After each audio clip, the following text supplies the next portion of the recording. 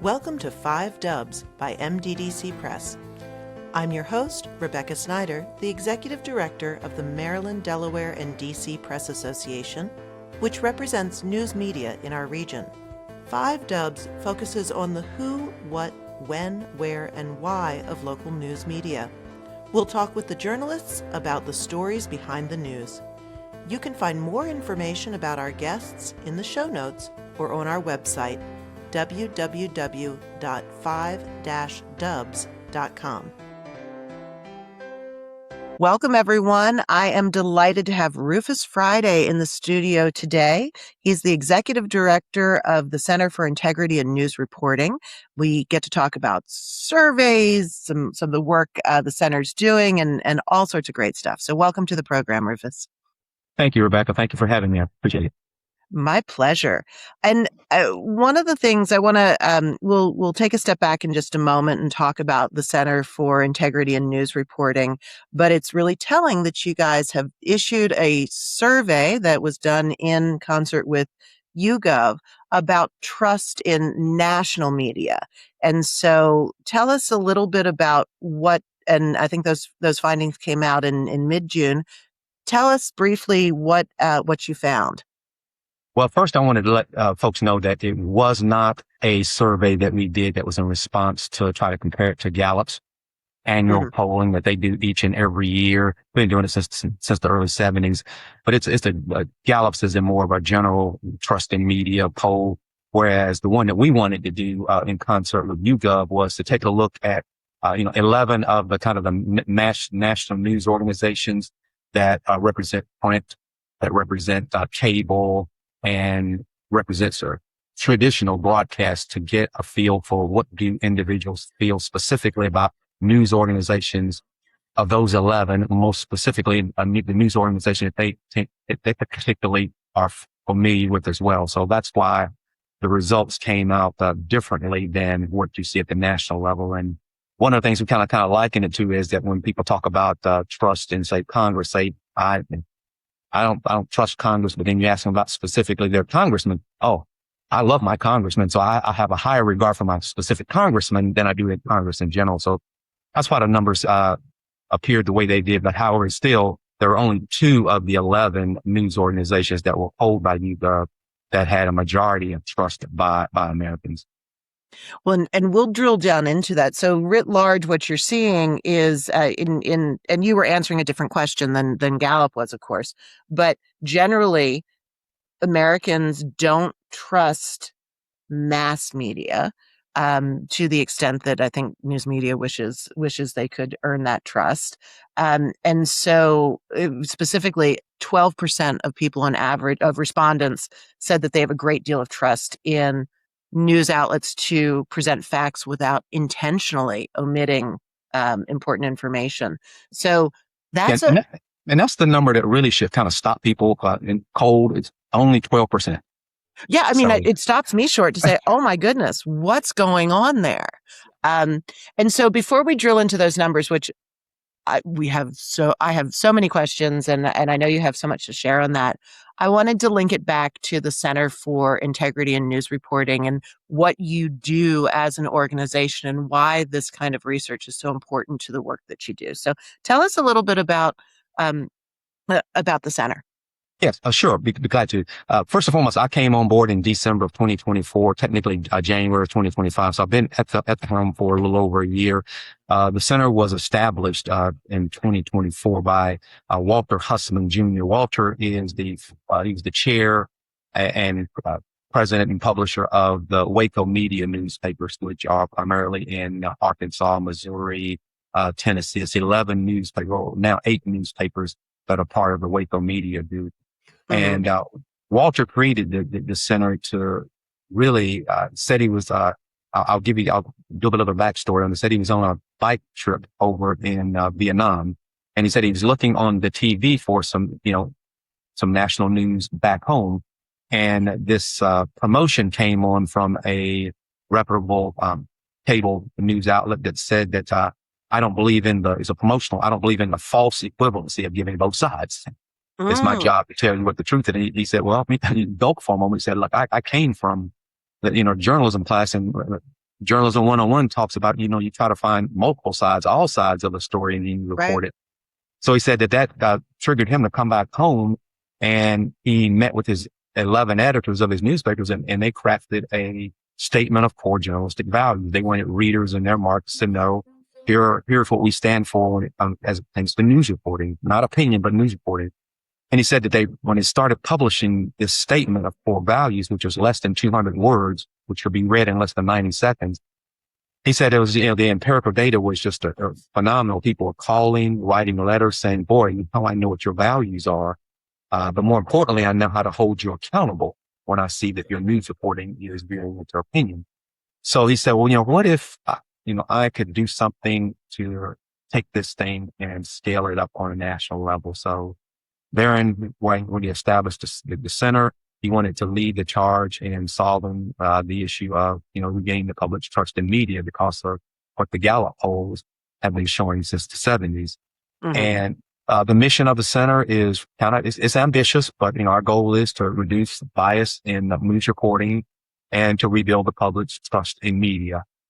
And we're taking a multifaceted approach to that, Rebecca, which includes, first and foremost, there's a great deal of good, objective, impartial news reporting going on out there. So we wanted the center rewards the best examples in that space, with a nationwide journalism contest in the categories of print, broadcast, cable, digital, White House correspondence reporting. And last year we added a 6th category for investigative reporting that's impartial and objective.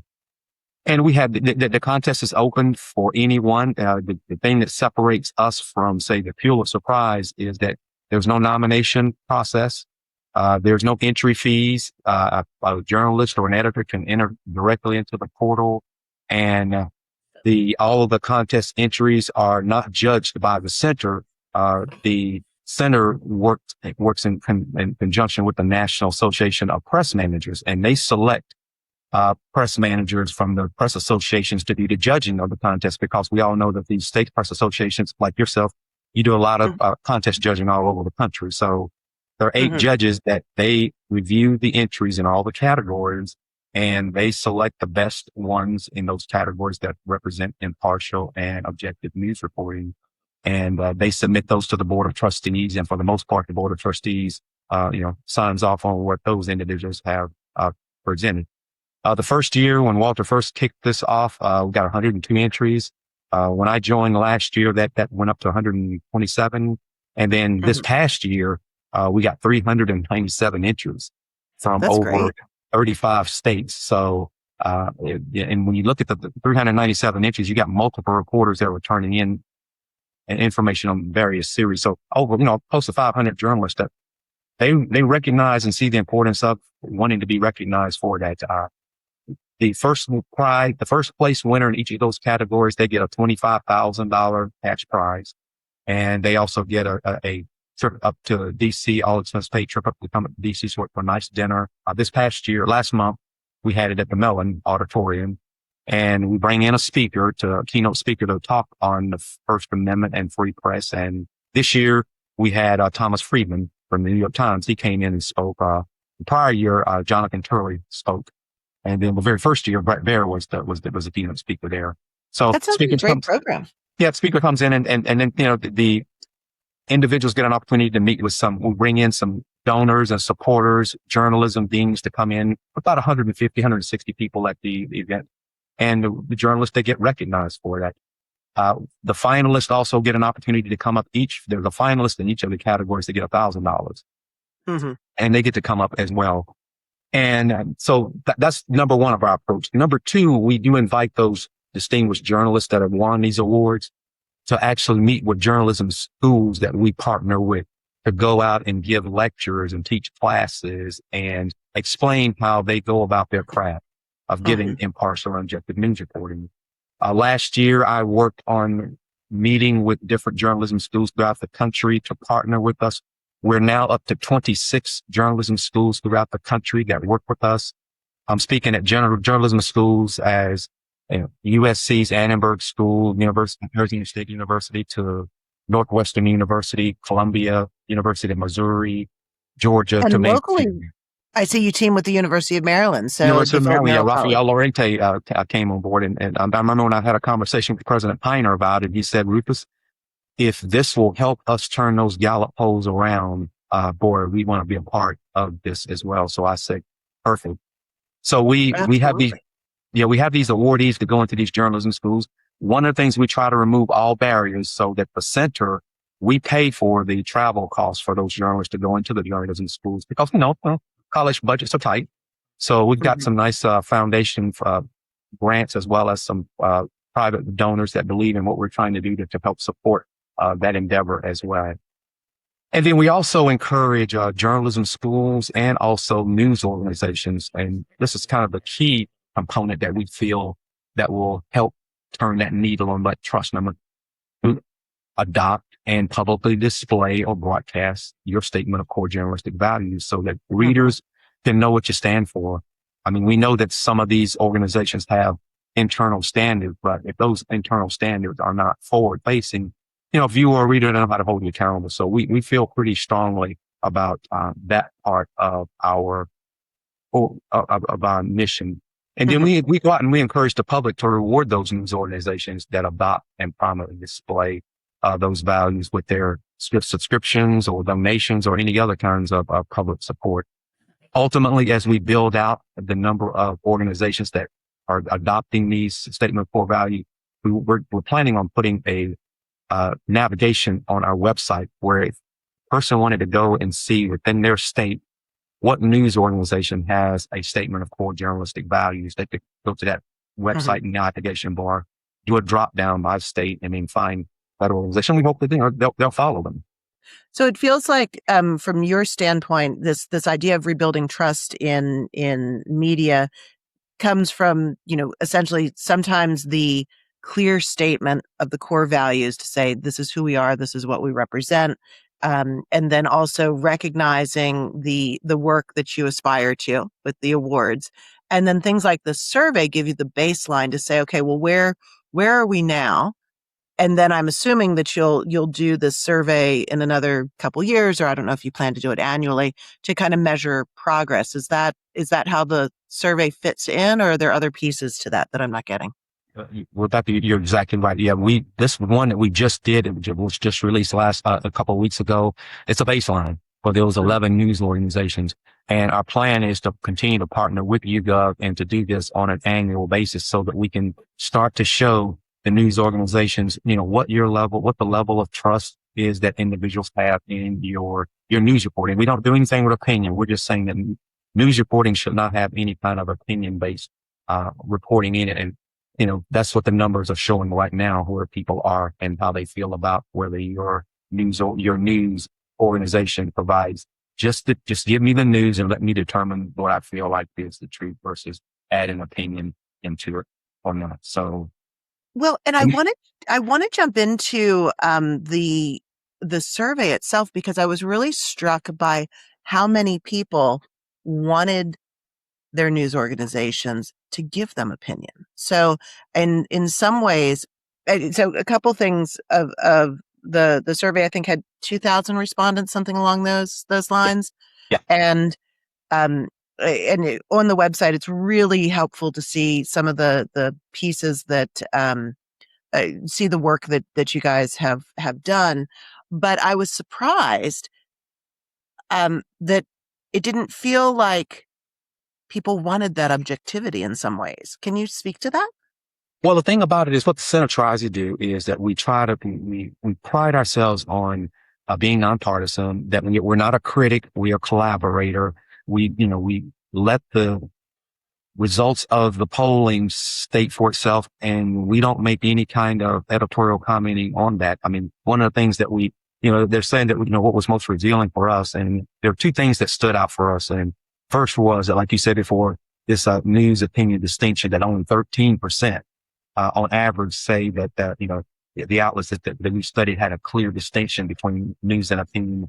But then the other one was that partisan divide that you spoke of earlier that said that on the reporting style, it's sharper than many in the industry like to expect, and that 65% of the Republicans prefer reporting what lets the reader decide what's true. And on the flip side of that, 56% of Democrats prefer interpretive reporting that Hmm. tells them directly whether statements are accurate or not. So it's kind of surprising to see that.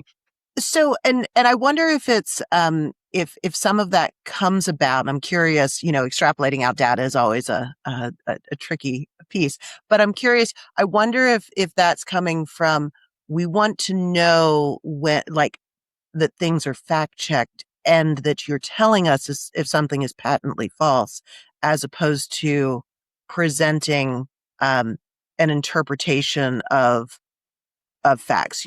Do you think that there's and a survey question is kind of a blunt object to get to that, but do you think that that could be a part of it? Just I'm thinking with the Democratic divide, there's such a backlash of like news media has not on a national level, and I think there's a huge Trump effect here as well.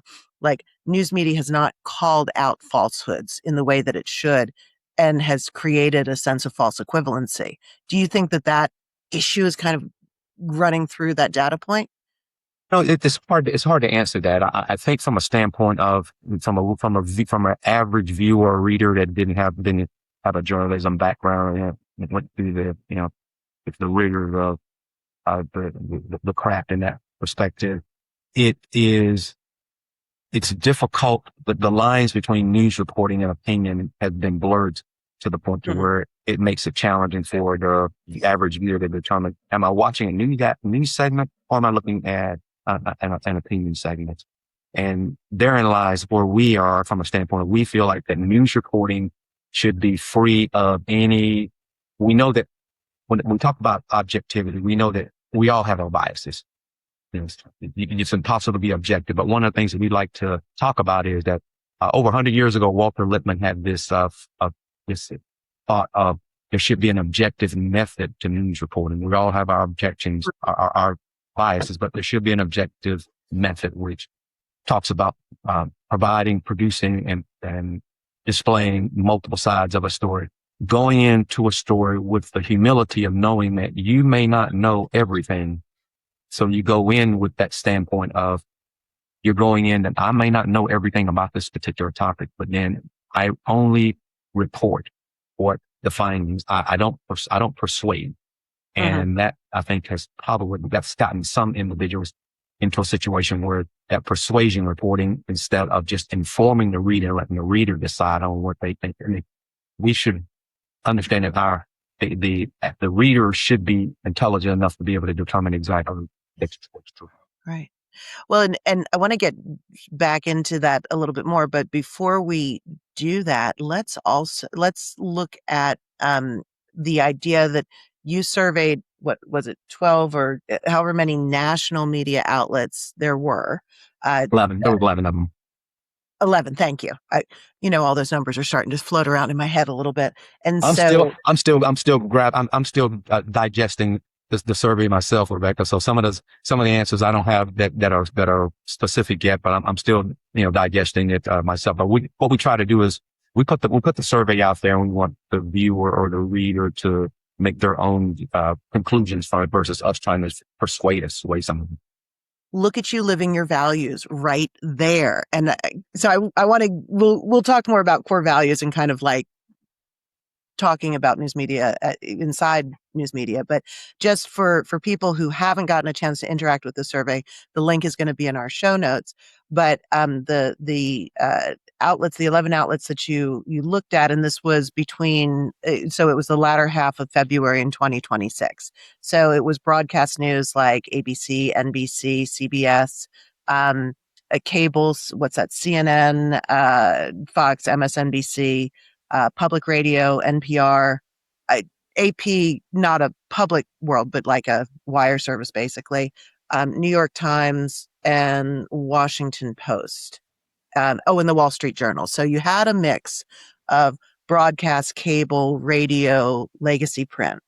Um, and so I'm curious in the survey, everybody has opinions about, the efficacy and what's happening in news media.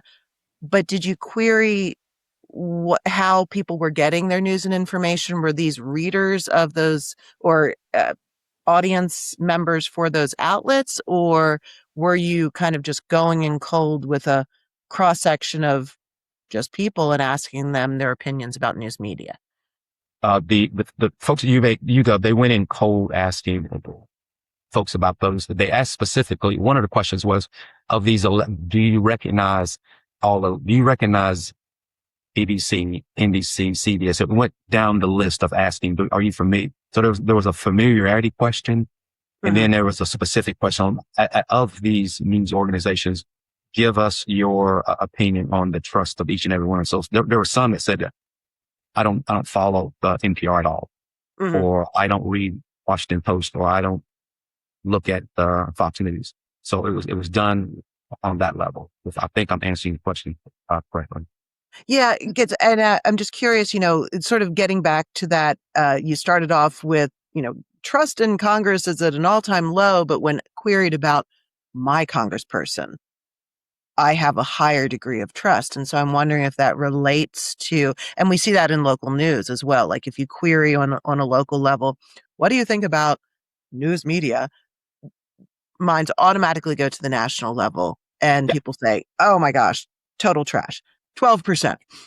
And then when you think, well, what about your local newspaper? Or what about Yeah. your local broadcast news or whatever? Because they know and trust that a little bit more, those numbers are higher. So I'm just wondering, if you've sort of what you think about that, and were you able to sort of make that through line with this survey to say, if I'm a Washington Post reader, my trust in Washington Post is high, but maybe not, but my trust in Fox Media is going so far down that it Yeah. drags the whole average down. Yeah. When you get into the deeper of the data, what we did was we also provided each of those 11 news organizations with their own specific data, and they could compare their own specific outlet to the overall other 10. For instance, CNN has a data set that shows by demographics, by gender, by education, by political preference, what individuals feel about the level of their trust. And then a pie chart is overlaid on the average of the other 10 and how you compare to the other 10 that's there for them That's as so well. interesting. Yeah. Are there any, and I don't know if this is public information, so correct me if it's not, were there any outlets that sort of like had an outsized reaction, either for good or bad, against that pie chart? Anybody who's You're, really doing it right? are you speaking of, did we get any feedback from that outlet, or are you just, No, when you drilled down to oh, specific data around, like CNN listeners or CNN interactors, did any of the individual outlets far outperform or far underperform yeah. the over? There are a number of them that they outperformed their, I would call it, I want to say peers, but they outperformed the other 10 in certain areas of the level of trust. And, you would find it, when you look at the comparison of the education, attainability, it would be, that's where therein lies where you see, a large disparity of trust between those other 10.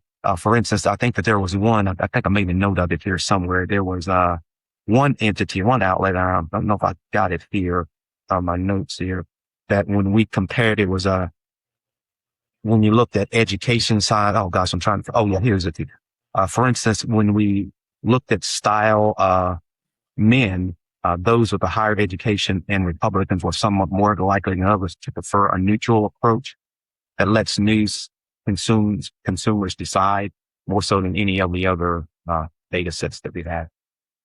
So I'm just curious because, I think news media, and we deal with local news more generally in at the State Press Association world, but I think there's a lot you can learn from the national outlets. It occurs to me that like different demographics are searching for different things in news media. And so how does um and news media needs to be relevant to the communities that it serves. And how do you, like, if you have a population that wants to be that wants news media to be a gatekeeper to say, this is what's true, this is what's important, this is what you should think. How do you kind of satisfy that when you're trying to balance that with other populations who are just like, absolutely just give me the facts and I don't want any wraparound on that. Like that seems like a challenge for news media. Yeah, I think it is. I think that once again, we go back to, making sure that those that we advocate for, I keep saying that we advocate for that objective method in news reporting, and we advocate for, if you do have, any kind of an opinion tied to a print model or to a digital model or to a cable or broadcast, that you clearly differentiate or you clearly identify that for the viewer and the reader to know, I'm giving you an opinion at this point. Or I'm giving you news. I mean, traditionally news organizations have always put as an opinion page. Traditionally, on the broadcast and the cable side is you don't see that type of, or strong differentiation. And, we're advocating that we feel like that needs to be, separated so that viewers know that we're looking at or we're getting opinion, and this opinion is separate from, any news reporting that we're getting. Right. Well, and I think also it speaks to the lack of familiarity the general public has with journalism and news media in general. Like when you look at, and I'm blanking on the name of the study, but I think, well, I won't misquote, but there are studies that are showing that, of course, the attrition rate of journalists in the country is pretty radical. And in Maryland, there's about 1,000 journalists. When you map that against the population of a city or a state, um, the fact of the matter is people don't know a journalist. There's not a friendly journalist that lives down the street that they can ask, like, well, what do you do? How do you do it? So is some of it, and I think your core values work kind of plays into this, and labeling, is some of this lack of trust tied to lack of awareness about what news media is supposed to be doing in our society? I think so. Yeah. And one of the things I like to talk about also is that the communities that have seen a substantial drop off in the number of reporters in their markets, they feel alienated. They feel like that my local news organization doesn't care about me anymore and they're not covering me like they should. And as a result of that, that tends to, erode the public's trust as well. Mm-hmm. So how do you feel like, I want to get back to core values because that's a big piece of what you all have centered your work in at the Center for News Integrity for News Reporting. What because every news media organization has, the core values that they operate under, whether they're articulated clearly or not. So when you advise organizations to talk about and publish their core values, what does that look like? Do you kind of have a set that you like to go off of, or is that like a deep interior discerning process? What does that look like? We don't like to dictate what the actual wording should be. We give some samples of what some of our partners have already developed. And we tell them that the words they're not proprietary. You can copy them verbatim as long as you can hold yourselves up to account to them as well. For instance, when I approached Stars and Stripes newspapers last year about considering a statement of core value, they wanted to look at some examples, and I shared with them the example that the Arkansas Democrat Gazette uses for all of their news organizations, and they took that sample and they met with their editors in the States here, in Europe, and also in the Pacific, and said, here are the core values and how that statement is. It similarly follows the ethics policy that SPJ, Certified Professional Journalist, has as well, as far as, delivering the news impartially, honestly, without fear or favor, and what kind of reporting that requires, what kind of discipline that requires, and just presenting the information objectively and fairly, and then letting the reader determine exactly whether they believe it is true or not. So we do have samples. I mean, Bangor Daily News in Bangor, Maine has a good statement of core values. Clarity Media in Colorado put together what they call our commitment, a statement that they put out every day in their news media organizations out there. And also the Main Street Media in Tennessee has 16 of their news organizations that have got a statement of core value. And they, for the most part, the language follows a succinct message and what you can expect from us as far as we will separate our news reporting from our opinion, and we will provide you news and information in an objective and an impartial manner. And that, our goal is not to declare the truth, but our goal is to provide you with a complete and impartial account of the events. And then you make that determination. Well, and thank you for that. I think also when you state your core values, then that has to permeate your actions. It can't just be like this is on my webpage or this is in my in a little box in the print publications. So when organizations start to, just like you are, live their values, um, what do you have recommendations on how to kind of infuse those core values down into the everyday? And I think sometimes news media organizations are so busy and so urgency focused to get the news out, to get it out accurately, that they often forget to kind of explain what they're doing or help people understand sort of what goes into it. So do you have thoughts or advice on how to really live your values in that way? One of the things that we talk about is that, and I'll keep going back to Waco Media, and you'll know, a question was posed to one of the publishers there. Why don't we have, a number of reporters, going off the reservation and doing things on social media that goes totally against their, objectivity in news reporting and wanting to put their opinion out on a Facebook post. And then all of a sudden it gets them into a jam. And the publisher pointed to, well, when a news reporter or applicant comes on board or is being onboarded, we show them a statement of core values. And we ask them, if you can't live up to these core values as a journalist, we don't need you here. And as a result of that, it's ingrained in them up front. And the ones that established journalists that are there, they know that, this is my contract. This is my pact that I've got with my readers here. And I'm expected to be beholden to them as well. And I think every journalist probably has their own sort of core values that they're bringing to the work, but it makes so much sense to, from a corporate perspective or an organizational perspective, say, all right, this is the direction we're heading. This is what we're doing, and this is what we expect. And so, I think that clarity is something that it sounds like it infuses everything that you're trying to achieve. So, in labeling opinion versus news, that line can get very blurred. In back in the olden times, print so easy because you just put a header on top of the page to say opinion.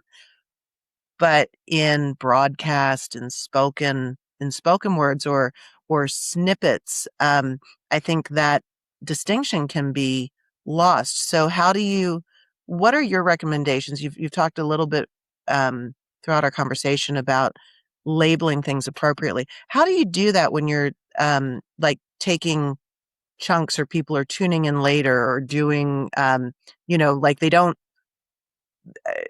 when you're dealing with like a snapshot, like this is a printed page, you can refer back. But when you're coming halfway in through a broadcast, you really can't. Glad you asked that, because one of the things that our board chair had was asked that on a number of occasions, and I totally agree with him. And he asked the question of, well, if you own one of these broadcast or cable stations, what would you do? And he said, I tell you what I would do to make sure that my viewers knew exactly what was going on. He said that when a segment of, say, a special report where Brett Baer comes on, I'd put in the top right and the bottom left corner in big, bold capital letters, news. And then when you flip side it, when that segment goes off and say Laura Ingraham or one of the other opinion columnists come on and talking, I'd have opinion up in big bold letters on the top and the bottom of the screen and keep it up there, do the entire segment so that that individual knows that I'm watching an opinion segment versus a news segment. Differentiate it that way, clearly labeling that this is news and this is opinion, because on the visual side of broadcasting, it can blend in so much to where the viewer doesn't know, am I watching an opinion segment or am I watching a news segment? Right. What is it? And then if you put it up there and you say this is news, then all of a sudden someone goes off the reservation, then that reader, that viewer can call up and say, that's this particular segment, Jack, it wasn't independent news reporting. It was you giving your opinion.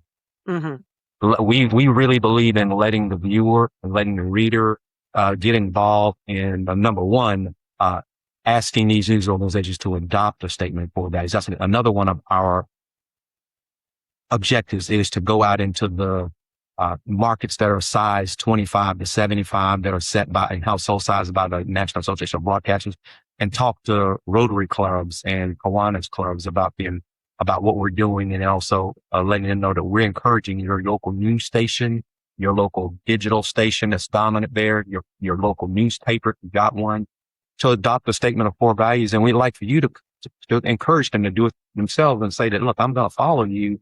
I'm going to give you my donations or subscription funding if you tell me what you stand for and tell me how you're going to differentiate news from news reporting from opinion. Well, and you foreshadowed what I was going to ask, which is the responsibility of individuals and communities to become more media literate, to make that effort to understand how news media fits in. And so I want to know, kind of writ large, why is it so important that that we rebuild trust in media? Like that's your whole jam right now. It is. And like we said before, like you said before, tackling this problem, it's not Washington D.C.'s problem to fix, and Lord knows, but that's for sure. It's not Gallup's, it's not Facebook's. It's ours within the business to fix that, and we feel like that the first major step that people can do is to, once again, let the reader, let the viewer know what you stand for and what your statement of core values are. We all know that those that came up on the journalism side fully understand the importance of independent, transparent, fair, and objective news reporting, what it looks like, and how, unfortunately, it does not look like what we learned when we were in college. Mm-hmm. And so what happens if news media can't regain that trust? Like, what do you see? What if those next year that number dips to 10 or 9? Like, what does that mean for the world we live in?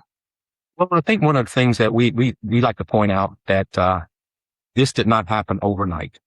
Mm-hmm. So it's going to take some time. And what we feel like what we're trying to advocate for, if we can advocate for statements for journalistic values to be published and broadcast and displayed, that if we can turn that Gallup number, 5 points, 10 points, wouldn't, as my chair told me when I was interviewed, wouldn't that be worth what we're trying to do? And I said, by all means, and I'm all in. I know that this is a marathon, not a sprint. And so I know that sometimes in our world, we like to see things happen overnight. It's just not going to happen that way. We continue to champion for the fact that it's the only industry that the founders saw fit protect. And so we have an obligation ourselves to, first and foremost, admit that there were some self-inflicted gunshot wounds that were caused. And then, learn from those, but then again, continue to move forward in pushing for regaining objectivity. Because I don't know if you read it or not, but 2023 Arizona State University came out with a survey that talked about abandoning objectivity. I missed that. We don't need that. We don't need to have objectivity. It's outdated. And I think Marty Barron, who used to run the Washington Post, he came out with an editorial piece shortly afterwards that said, wait a minute now. We expect to have objective judges. We expect to have objective doctors, objective scientists. Why won't we expect to have objective journalists too? Hmm. And, Arthur Sulzberg wrote a article on it, as well. So it's about getting back to the concept and the true basics of understanding that true news reporting involves having an objective method to going about gathering that news reporting. Yeah, no, that makes a lot of sense. I want to get back in our remaining time. I want to get back to the survey and talk about, was there anything that you found surprising or little bright spots of hope that you wanted to share with us? Like I told you before, it was the surprise for not only me but for others was that 13% and that Yeah, 12% number. Just not having any trust at all, and also believing that 13% believing that on average there's news outlets don't have a clue between an opinion. Those are pretty those are so surprising. Initially, like I said before, seeing the numbers with having being in that 40 to 50% range of trust number it was surprising, but it wasn't until we had a conversation with YouGov and they mentioned the fact that, look at it from the analogy of Congress in general has a low trust rating, but you ask somebody about their respective congressman and they'll tell you that, I think my congressman's doing a great job, but Congress in general is, I don't yeah, trust them.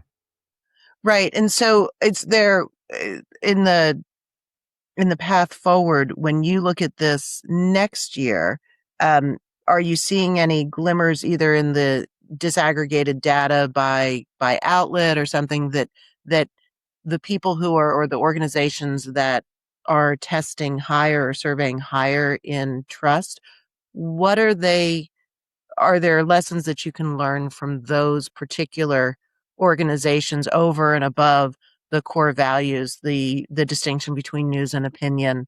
Are there any other tips that you're gleaning from that disaggregated data? Not at this point. It's early. One of the things we are hoping though is that if we could get one of those 11 news organizations to, adopt and display a statement of core journalistic values, put it out there now, and then next year we do the survey and see what happens to their numbers, then we will be able to take that back. That's one of the things I'm working on right now is seeing if I could get these others to potentially adopt. I know that one of the things on the broadcast and cable side, they say that I can't put 200 words up on the screen. I just don't have the airtime for that. But we tell them, well, if you just put a sentence up that here are our core values, and then on the screen have a QR code that someone could pull Right. off and they could go and read what your core values is without you trying to, we know we're not going to give us 90 seconds of space. But one of the things you've probably seen what Barry Weiss has been talking about objectivity and how objective CBS is going to be. And she's talking about some of the similar conversations that we've been having with others about how the importance of bringing back objectivity is important to her. So, we're hoping. Well, and you have a lot of things that you're working on. I think highlighting the awards is also important because those are the people that are doing that work, and that also kind of creates that link between national and local Yeah. journalism as And well. you'd be surprised. I mean, the thing about it is some of our those organizations have been painted one way or another from a partisan perspective, but within the organizations, there are individuals that are doing good, objective, reporting and again recognized for by the people like yourself and the Press Association. No, that's terrific. Any other, as we wind up, any closing words or thoughts that you have for people who are who are struggling with this idea, or people in journalism organizations that are struggling to clarify? Like in some ways, it seems so straightforward. You put Yeah, your core values up, you label, but what?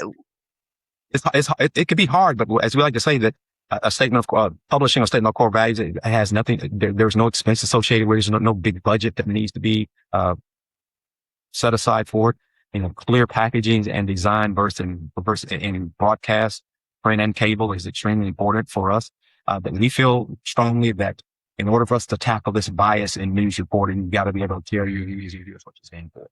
And here's the objective method that we feel like that we know that journalists out there are following. Let your readers, your readers and viewers are the ones that will hold you accountable, not the Center for Integrity News, but we don't have a seal of approval that we will be monitoring. We're collaborators, more so than anything. We don't want to be a critic. There are enough critics out there. We want to collaborate. We want to work with the journalism schools to get our journalists into those schools to tell these up and coming journalists and teach them the importance of the craft that they're dealing with here today. Yeah. Well, thank you so much for coming to visit with me. This was really a very interesting baseline report. I'm excited to see what you find, where the numbers go next year.